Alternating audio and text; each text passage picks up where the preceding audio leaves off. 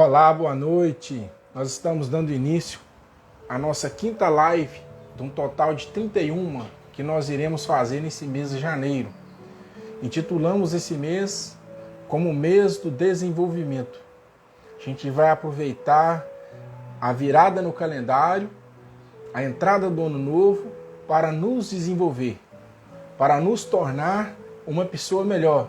Nós estamos falando aqui desde o dia 1º. O nosso objetivo não é o que eu quero ter. O objetivo é sobre quem quero ser. Qual a pessoa eu serei durante todo esse ano de 2024, como eu estarei, como eu chegarei ao final desse ano. Então, o nosso propósito nessa noite é te fazer uma pergunta. Você já conseguiu tirar algum projeto do papel? Você é aquela pessoa, como a gente diz no vulgar, faca na caveira? Sua prática, planeja, projeta e consegue tirar do papel? Ou pensa demais e promove pouco? Ontem nós abordamos aqui o não ficar no mesmo lugar. A gente tem que colocar para girar, tem que movimentar. Talvez você seja aquela pessoa que pensa muito, raciocina demais, mas e a razão e o motivo, aquilo que te impulsiona para frente? Pode ser que na hora de alguém tirar o projeto do papel, ela seja presa por questões emocionais, por exemplo, medo. Pode ser medo de dar errado, pode ser medo de julgamento dos familiares, pode ser medo da avaliação externa. O que é isso? Dos meus amigos, as pessoas que me conhecem, o que elas vão pensar sobre isso. Então pode ser que aquilo que vem de fora, o mundo externo, esteja te fazendo muita pressão e te segurando. Pode ser que isso já se tornou uma crença limitante. Acaba limitando o seu próximo passo. Mas no final do ano passado, o estagiário do escritório falou uma frase que eu achei tão bonita. A gente estava discutindo, né, sobre projetos e tudo. Ele falou assim: Luiz, é só jogar a perna. Jogue o passo que Deus vai te dar o chão. Então, pode ser também que talvez você tenha tanta dificuldade de tirar as ideias do papel, o seu projeto do papel, porque falta um elemento essencial, a confiança. É preciso confiar do início ao fim.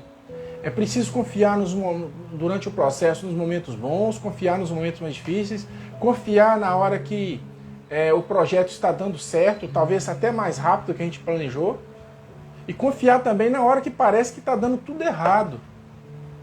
Tem que confiar. As pessoas mais vitoriosas, aqueles que pegam um projeto, de um projeto mais simples a um projeto mais complexo, e acaba chegando ao final desse projeto e o entregando com êxito, é porque eles confiaram do início ao fim. É aquilo que o Apocalipse fala, né? Que aquele que perseverar até o fim, dar-te-ei a coroa da vida. É preciso perseverar até o fim, do início ao fim. Pode ser também, tem uma gama de pessoas muito grandes que nem planejar, não planeja. Eu sempre falo, dormir, se alimentar e fazer sexo, até os animais irracionais fazem isso. Nós humanos, nós queremos algo a mais. Então, é por isso que o poeta escreveu sobre o cortar o tempo. Quem criou o calendário, dividir em horas, em dias, em semanas, meses, anos, séculos, milênios, foi muito inteligente. Porque é momento para que se restabeleça as energias, se promova novas ideias, novos planejamentos, novos engajamentos, porque não pode ser um dia como o outro. Eu até falo para você que quando você acordar, e desde os seus entes queridos de dentro de casa, até seus colegas de trabalho, quem você encontrar no ponto de ônibus, quem você encontrar no elevador do prédio do seu escritório, quem você encontrar, né? Não fale, estamos chegando para mais um dia, né? Mais um dia. Fala assim, um novo dia. Porque quando você foi para a cama, foi descansar, foi dormir, e você pegou no sono, você tem que concordar comigo que você era um semi-morto. Quando a gente dorme, a gente está o quê? Está indefeso, está um semi-morto. É como se a gente morresse todos os dias e todas as manhãs a gente revivesse. É magnífico a forma que Deus criou a vida. É coisa, sabe? E Deus criou isso para a gente não viver limitado, para a gente viver e viver em abundância. Então que a gente aproveite esse mês de janeiro, é o mês que vários setores têm férias, né? É o mês que a gente começa um ano. Então é uma época mais apropriada para a gente fazer um balanço da nossa vida, principalmente um recorte do último ano, um recorte de 2023, como que foi 2023, o que eu fiz, o que eu preciso mudar, e pegar um papel e colocar isso no papel. Porque pode ser também que uma das coisas que esteja fazendo com que você tenha tanta dificuldade de tirar os planejamentos do papel e colocar na vida prática não estar vendo, não estar escrevendo, não estar quantificando, não estar especificando nesse seu projeto, esse seu sonho. Então vamos supor que, primeiro eu vou dar um exemplo para você que é homem. Suponhamos que em 2024 o grande projeto seu seja trocar de carro. Né? Você quer sair de um carro de 50 mil reais e adquirir um carro de 100 mil reais. Né? O dobro. Você precisa de escrever, especificar. Eu quero trocar o meu carro por um carro que custe 100 mil reais. E melhor ainda, falar qual que é o carro. Tá entendendo? E você pega, escreve isso num papel e colhe na porta do seu guarda-roupa, de modo que todo dia, quando você levantar, aí você vai ali pegar o creme, né, para passar nos braços, nas mãos, ou então o desodorante, qualquer coisa. Um local quando você levantar que você vai sim ter aquele acesso e você bater de cara com aquele cartazinho, com aquela folha escrito. E isso vai o quê? Todo dia te motivando e não vai deixar você esquecer. Porque as tarefas vão surgindo, vão engolindo nossos dias e a gente começa, talvez, a esquecer um pouco daquilo que tanto nos interessa. Uma outra coisa importante também, né? De repente você fala assim, cara, pensando aqui, Luiz, eu nunca tirei nada assim do papel. Eu nunca promovi um projeto. Então, de repente, você não teve ainda uma causa nessa vida. Você precisa ter uma causa. Ou seja, uma causa religiosa. Não estou falando aqui do fanatismo. Não estou falando do fanatismo. Eu estou falando o seguinte, vou te dar um exemplo, claro. Se você é católico, você ir lá procurar o padre, a coordenação da sua paróquia e assumir uma função, uma atividade ali na igreja, para ajudar na igreja, no funcionamento de vários setores dentro da igreja, um setor que mais te agrada, que você mais se identifica, e você ir ali trabalhar, sabe? Doar-se. São Francisco de Assis, o Sol de Assis, falava que é dando que se recebe, né? Então é preciso que você oferte coisas para o universo, que você oferte coisas boas para o mundo. Tá entendendo?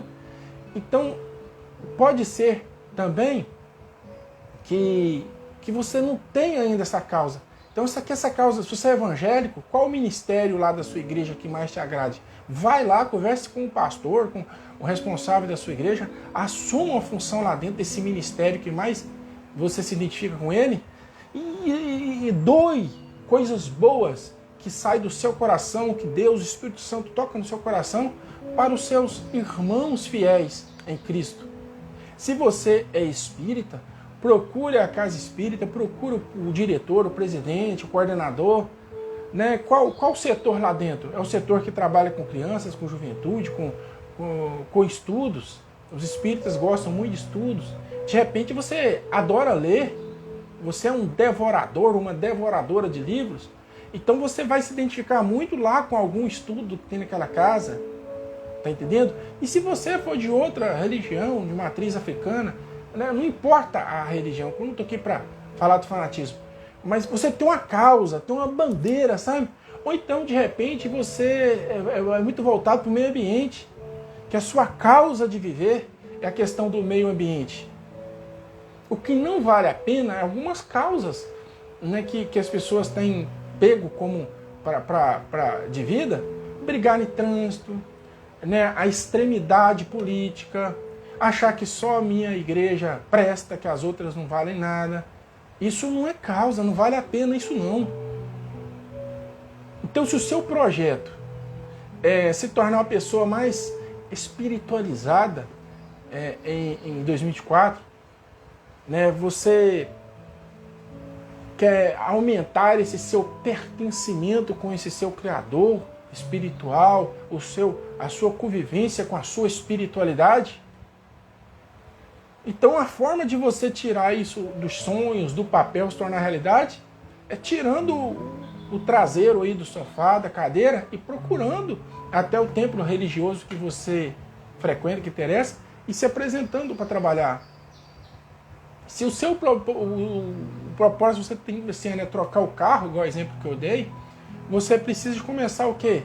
Talvez você já tenha ali o seu salário, e pelo que você vê, talvez você possa até conseguir uma renda extra, né? Pode ser, de repente, essa renda extra. O que você vai fazer para a renda extra? Eu fico observando nas redes sociais como que as mulheres estão tendo uma facilidade muito grande para acessar renda extras. A gente olha no Instagram, estão vendendo tudo. Estão vendendo curso, estão vendendo lingerie, estão vendendo maquiagem, estão trabalhando com óleos essenciais, estão fabricando sabonetes naturais. As mulheres estão sendo fantásticas para se movimentarem e angariar rendas extras. Eu estava ouvindo um noticiário ainda hoje pela manhã que as famílias brasileiras, os brasileiros, vêm aumentando o endividamento, né? As pessoas já com o limite do cartão de crédito bastante estrangulado, o nome já começando a ter algumas restrições ao crédito, porque as dívidas já estão começando a apertar mais, cada dia mais, o nó na gravata, e as mulheres articulando muito nessa questão, né, de uma renda extra. A renda extra pode ajudar muito a pessoa a tirar aquele projeto do papel. Eu vou me citar como exemplo. Eu tenho 3 filhos aqui dentro de casa, né? A gente tem uma casa para manter. Isso não é barato, isso exige bastante dinheiro. Então, se eu quero uma coisa, eu tenho um projeto para alcançar uma coisa diferente em 2024, eu tenho 2 opções. Ou cortar demais as despesas dentro de casa, ou então conseguir uma renda extra, de forma que a gente não é que vai abrir, né, escancarar a porteira dos gastos da casa. Você vai ter que economizar, você vai ter que poupar, você vai ter que investir, mas também vai conseguir ali uma renda extra para você ir percebendo dinheiro de forma que você, quando chegar lá para setembro, outubro, não sei que tamanho que é esse projeto seu, você tenha.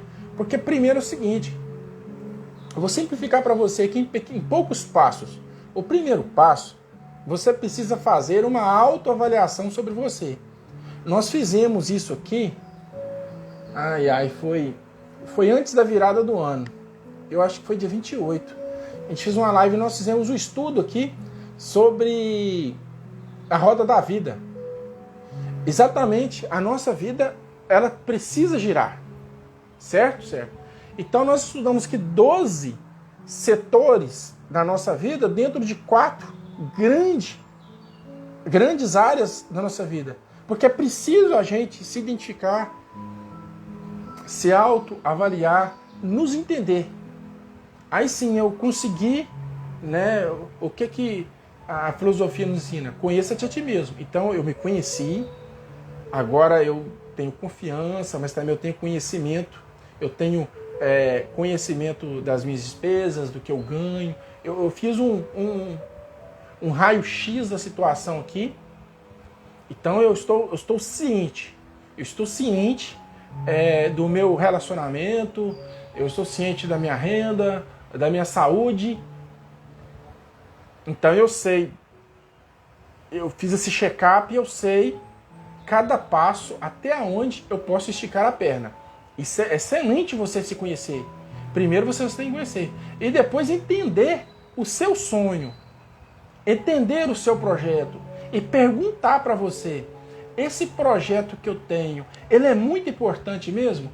Ele é capaz de fazer eu deixar de levantar 7 horas da manhã todo dia e me fazer levantar 6 horas da manhã? Ou então, esse sonho é tão grande, esse sonho é tão relevante para mim, ele é tão importante que ele é capaz de fazer eu parar de levantar 6 horas da manhã e levantar 5:30? Porque talvez o seu sonho seja o quê? Tem a ver com o corpo.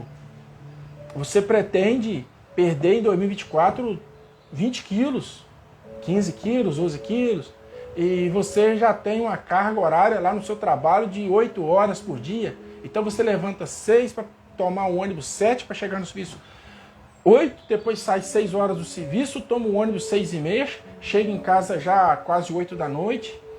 Aí a questão, tem filhos, tem a casa, e fica muito difícil para você, por exemplo, fazer academia. Então, de repente, a sua solução vai ser o quê? Levantar mais cedo. Levantar mais cedo, fazer atividade e depois, né, embalar logo e tomar o ônibus e ir para o serviço. Eu não sei qual é o seu sonho. Mas se for esse, é bem provável que você vai ter que fazer o quê? Sair da cama mais cedo. E para fazer uma pessoa sair da cama meia hora, 40 minutos ou 1 hora mais cedo, se ele tem o hábito de levantar às 7, fazer levantar às 6, se ele tem o hábito de levantar às 6, fazer levantar às 5, é muito complicado, é muito desafiador. A zona do conforto da gente ali na cama, quentinho, deitado, é muito gostosa para tirar a gente dela. Então o seu projeto tem que ser um projeto muito relevante. Sabe, tem que ser aquele projeto que pega, do estômago empurrando para cima, é da alma mesmo. Quando eu era bem jovem, eu tinha 12 para 13 anos de idade, eu tinha que levantar 4 horas e 30 minutos da manhã para ir para a escola. Imagina um moleque de 13 anos, de idade, levantar 4:30 da manhã. Aquela época, os jogos na televisão eram assim bem definidos, até onde eu sei. Eram quarta-feira à noite, depois da novela das 8, e domingo à tarde. Então eu gostava muito de ir para casa de um amigo nosso e a gente assistir jogos. E os jogos terminavam batendo a casa de meia-noite. Aí até que você se alimenta, escova dente, aquela coisa, você vai dormir depois da meia-noite. E 4:30 tem que levantar para ir para a escola. E por que eu fazia isso? É porque eu morava numa roça, ontem eu falei dessa roça aqui, mas é roça mesmo, é roça raiz, e eu tinha uma vontade dentro de mim de estudar e depois, quando eu completasse 18 anos, ir para um grande centro, que era algo assim que pegava lá no meu estômago e apertava e empurrava para cima, sabe? Ela na alma, era muito, é uma vontade ardente, tem que arder, você tem que sentir dor. É isso que eu sentia. Então eu levantava 4:30. Eu levantava 4:30,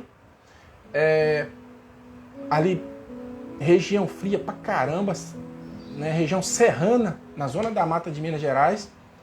Então, para escovar um dente, né, tomar um café com leite com a bolacha quente, vestir o uniforme, descer quase que 1,5 km, eu acredito, 2, até a casa do meu colega, Luiz Antônio, para que nós dois juntos, a gente descesse dali mais para baixo, mais 6 quilômetros, até chegar ao ponto de ônibus. Eu vou contar uma história assim para vocês entenderem, para não ficar solto, dificultar. Né? Quando eu completei 7 anos de idade, minha família mudou para uma roça, um sítio do meu avô paterno. É uma cabeceira, uma fazendinha que fica numa cabeceira de uma serra, numa vertente. E lá nas vertentes dos Caparaó. Então o que acontece? Me parece, se eu não estiver confundindo os anos, em 95, lá o município criou o transporte escolar rural. Ao criar o transporte escolar rural, surgiu a oportunidade para que nós, da zona rural, pudéssemos ir para a cidade estudar. Naqueles, acho que 2, 3 primeiros anos que criaram o transporte escolar rural, só tinha de manhã. E era uma linha assim, era uma linha que pegava a cidade para a esquerda e uma outra linha que pegava a cidade para a direita. Só tinha essas duas. Então, o que acontece? Eu me lembro muito bem. O ônibus passava lá na BR-116, o ônibus passava lá às 6 horas da manhã. Porque a gente chegava na escola por volta de 6h35, 6h40, e esse ônibus ia na outra linha mais perto ali buscar mais alunos. E a gente ficava ali de 6h35 até 7 horas na quadra da escola jogando bola, até dar horário de ir para a sala. Até para aquecer, porque lá é muito frio. Faz frio mesmo. Para que eu tivesse no ponto de ônibus 6 horas da manhã, eu tinha que sair no máximo 4h50 de casa. Tá entendendo? Então, aquele era o sonho, né, que eu tinha de continuar estudando. Tanto é que entre 11 para 12 anos, eu saí da casa dos meus pais e fui morar com a minha tia. Não existia o transporte escolar rural. Aí eu saí da casa dos meus pais, fui morar na casa da minha tia, lá na cidade, para eu estudar.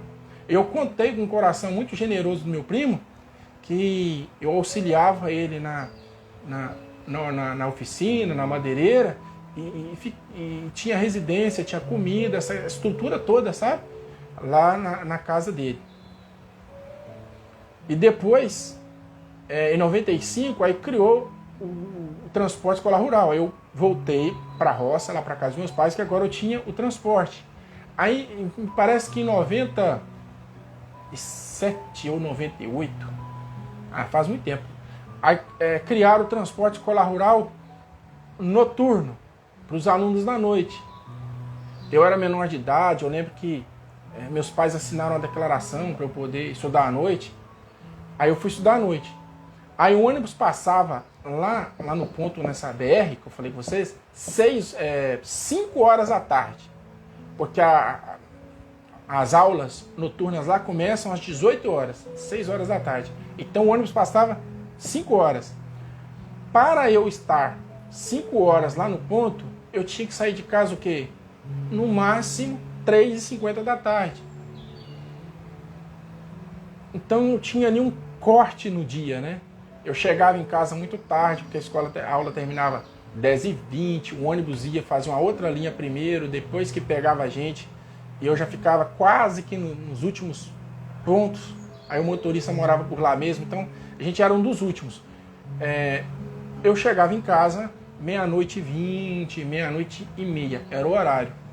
Então no outro dia eu já levantava muito cansado, ia ajudar meu pai lá na roça mais tarde um pouco, tinha que sair no máximo 2h30 do serviço para poder tomar banho, se preparar, às vezes tinha tarefas escolares, então era uma luta, mas eu tinha que tirar isso do papel.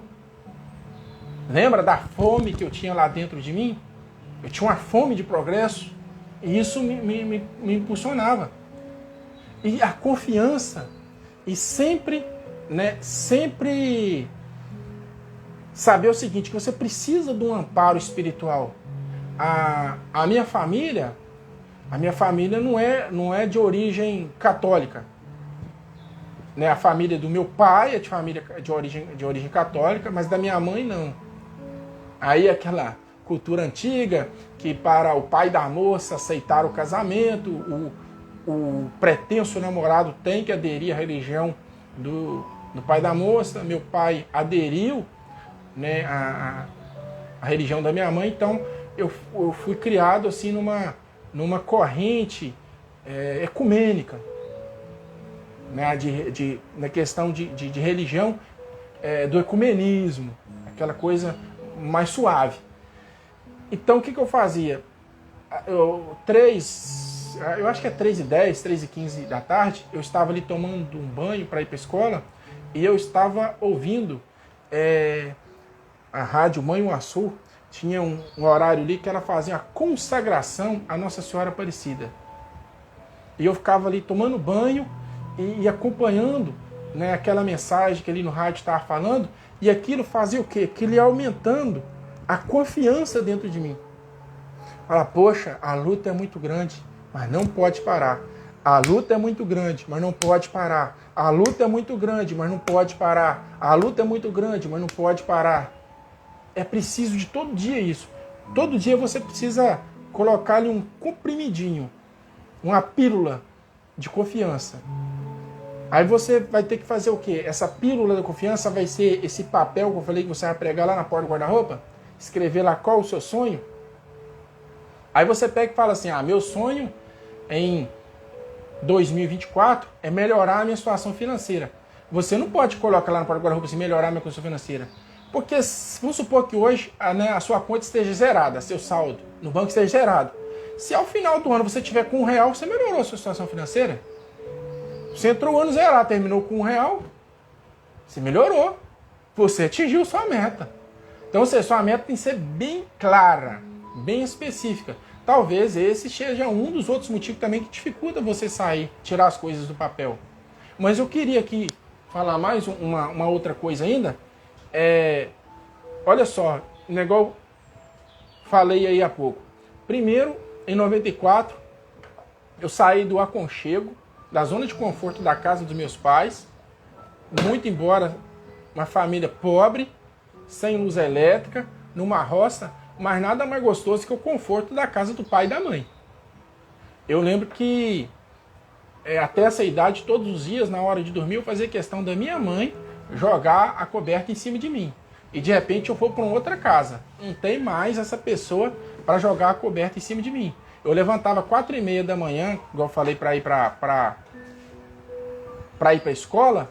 A minha mãe levantava antes de mim para poder aquecer o ferro no fogão a gás, para passar no meu uniforme, para eu não vestir uma camisa fria.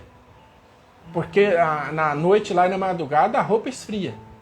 Então ela levantava ainda antes que eu, aquecia o ferro e passava na minha blusa uniforme para ela ficar quentinha. A hora que eu vestia, ela estava quentinha.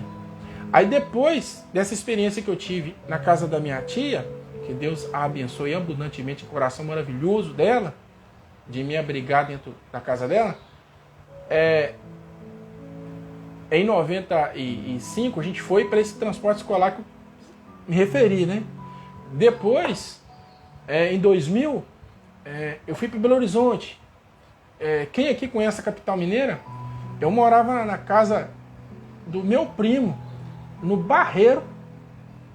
Né? Era meu primo, minha tia, eram duas casas, uma de frente para um lado da rua, outra de frente para o outro, a gente ficava ali. E eu trabalhava em Santa Luzia. Aí depois de alguns meses, eu passei a trabalhar em Venda Nova. Então eu vou pegar o exemplo de Venda Nova. Eu cortava a cidade de Belo Horizonte. Tá entendendo? Era muito cansativo. Eram 2 horas de ônibus. 2 horas de ônibus para chegar no trabalho e depois mais 2 horas de ônibus para voltar para casa. E eu dormia no trajeto. Aí eu lembro que escorava a cabeça assim no vidro do ônibus e começava a dormir e babar várias vezes. Né? Principalmente as mulheres me cutucavam. Rapaz, oi, você tá bem? Aí eu só limpava a baba assim Eu tô bem, tô cansado, mas tô bem. Quantas vezes eu passei do ponto? Eu me lembro, eu me recordo, nesse dia o Elias, meu primo, até estava comigo, que nós dormimos e nós era o último dinheiro que a gente tinha, aquele que a gente pagou a passagem do ônibus, nós dormimos e fomos pro ponto final do ônibus. Aí quando chegou no ponto final, o trocador, hoje me parece que fala agente de bordo, né? Modernizou o nome, foi, acordou a gente e tudo. Falei, e agora, como a gente faz para voltar? Eles compram outra passagem ali na Guarita, não sei o que tem e tal, nós não temos dinheiro. Mas aí esse cobrador foi muito gente boa, conversou lá com o motorista do horário, já estava saindo, e voltou com a gente. E era uma distancinha até uns 6 quilômetros no mínimo. Então são todas essas lutas, dores, né? É uma devoção que você tem para bandeira de vida que você carrega. Você precisa ter uma bandeira empunhada. Sabe quando começa a Copa do Mundo e você fica louco aí atrás da bandeira do Brasil e balança e tudo, e aquela fome, o Brasil vai ser hexa e tal? É essa fome, essa bandeira que você precisa carregar da sua vida. Qual que é a bandeira que você tem? Qual que é a bandeira da sua vida? Luiz, o que é isso? Não entendendo nada. Por exemplo, o nosso país, né, ele está lá, ordem e progresso. Então a nossa bandeira é ordem, é um país em ordem, sem guerra. Nós um dia vamos chegar lá, né, sem violência. Nossa bandeira é uma nação ordeira e progressista, que progrida. Tá entendendo? Então, qual que é a bandeira da sua vida? Qual que é a causa, né, que te move? O que é capaz de fazer você levantar 1 hora mais cedo todos os dias? Às vezes com sono, às vezes um pouco disposto ou disposta, às vezes um pouco mais disposto ou disposta, mas capaz de te arrancar da cama todo dia 1 hora mais cedo para você correr atrás daquele sonho. Isso que é tirar do papel. A gente vai aí no YouTube, tá lá um tanto de vídeos bons, muito bem produzidos, cheios de efeito, de como você planejar,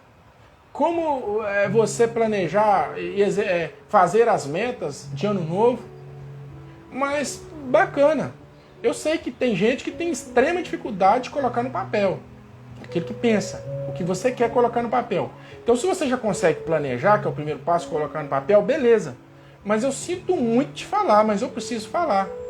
O processo mais doloroso é esse do papel para fora. Eu trabalhei, você que está chegando agora, que não me conhece, eu dei assessorias em prefeituras e câmaras municipais, órgãos públicos, quase 12 anos, ali dentro tudo. Eu trabalhei uma vez com um secretário fantástico. O cara, você solta uma caneta e um papel na mão dele, fala com ele mais ou menos o que você está pensando e faz um projeto fantástico. Só que na hora que ele ia executar, aí começavam alguns problemas. Primeiro problema que eu percebia nele, falta de paciência. Porque, gente, o seu sonho, você tem todo dia explicar ele para uma pessoa. Você.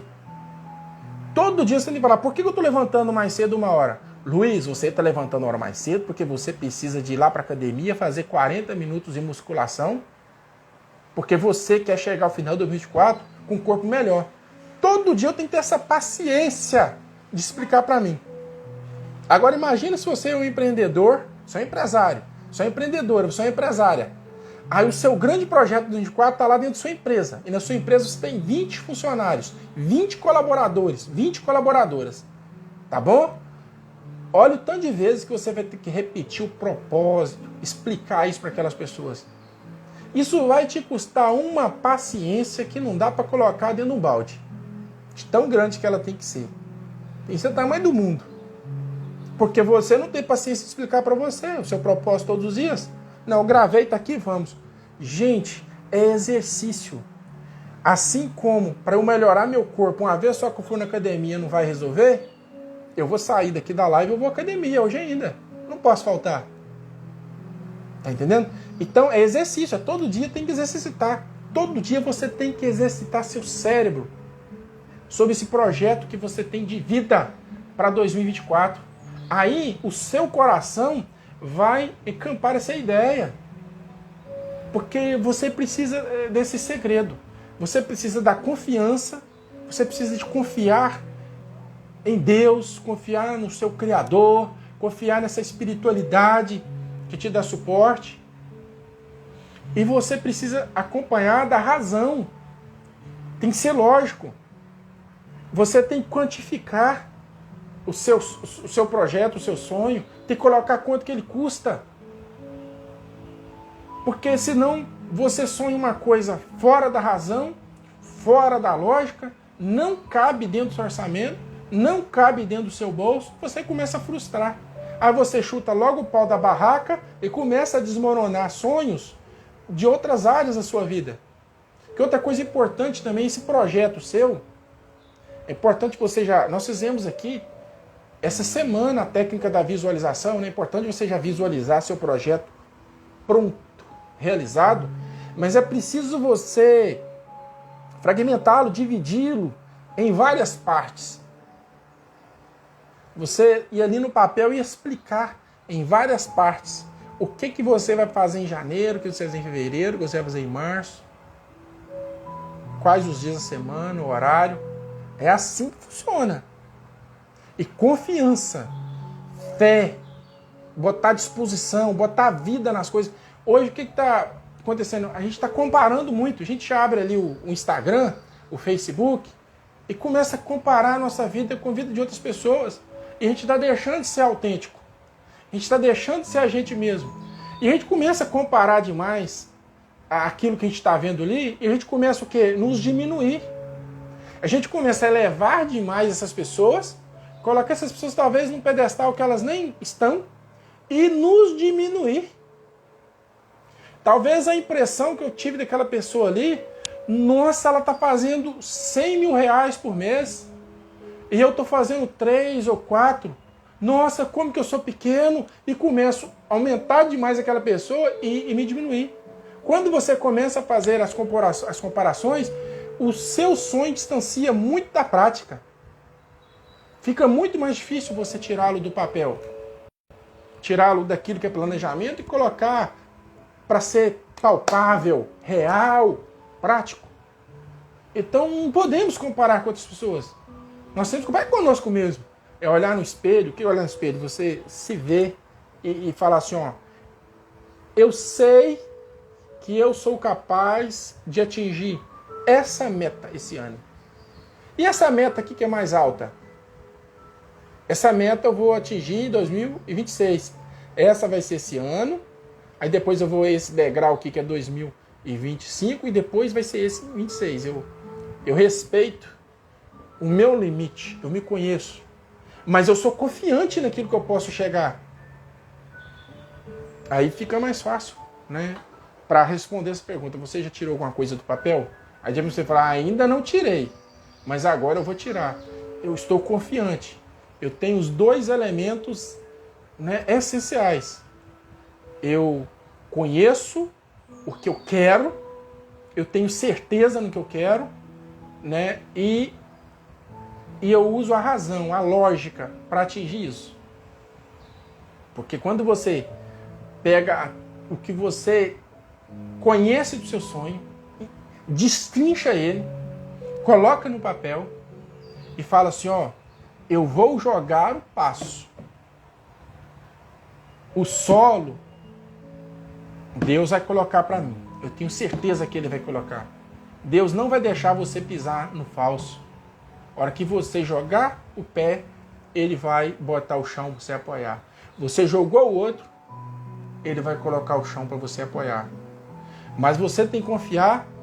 Igual quando um pai pega uma criança, pega um filhinho, uma filhinha no colo, para atravessar uma pontinha estreita, e a criança tem total confiança. Eu chegarei do lado de lá dessa ponte, porque meu pai está me levando.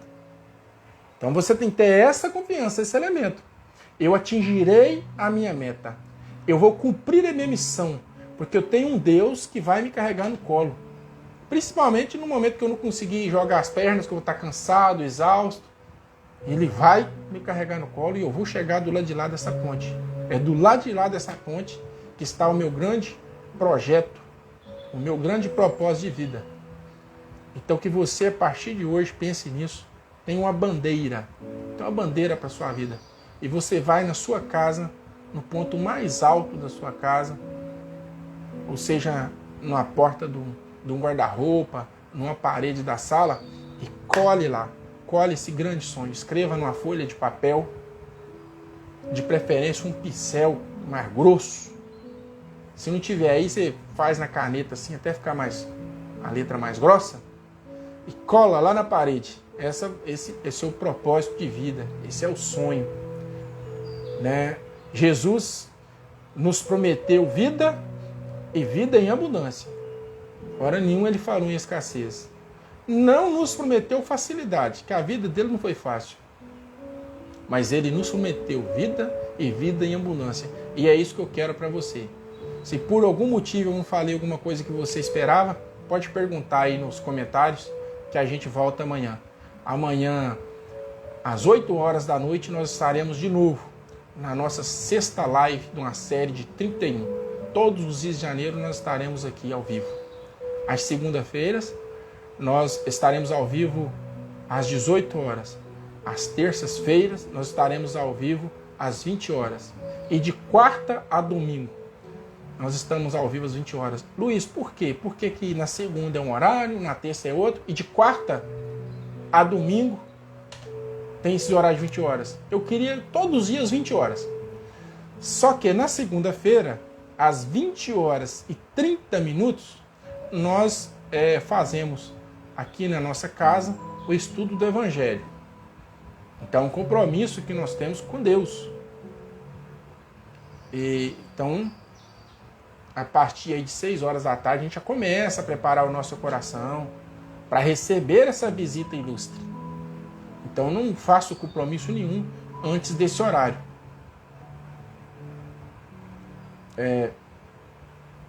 As segunda-feiras, está me informando aqui, as segunda-feiras é 21 horas. Então, o estudo do Evangelho a gente faz de 8h30 às 9h.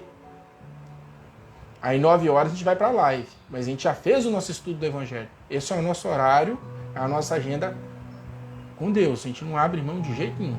Não faz outro compromisso. As terças-feiras é a nossa noite para a igreja.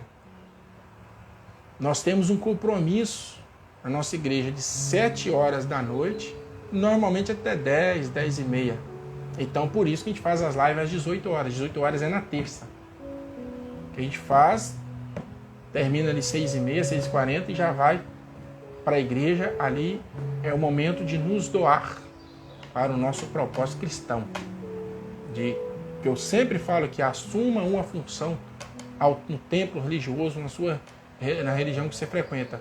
Não vá à sua igreja só para receber.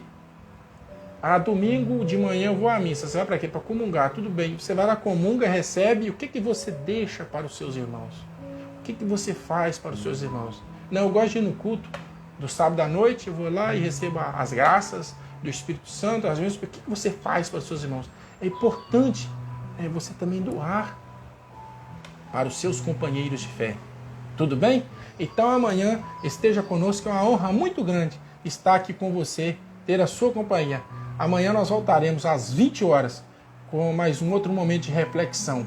Nossas lives é conteúdo, reflexão, é pensar, é tirar um pouco a nossa cabeça da correria do mundo, nos fugir um pouquinho da rotina e a gente meditar um pouquinho sobre essa grande oportunidade que Jesus nos deu, chamada vida terrena. Até amanhã. Um abraço.